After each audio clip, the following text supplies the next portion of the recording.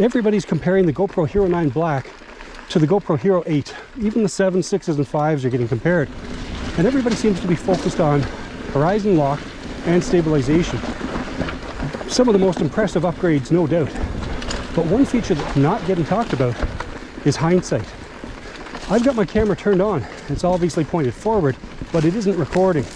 If something happens in front of me that I would have missed with any of those other cameras, I just say, GoPro, start recording. It activates and it does its job. But the amazing thing, it captured the last 30 seconds. You see, it had been passively recording even though I hadn't told it to. So now if something happens in front of me, all I have to do is activate the camera and it's like it goes back in time.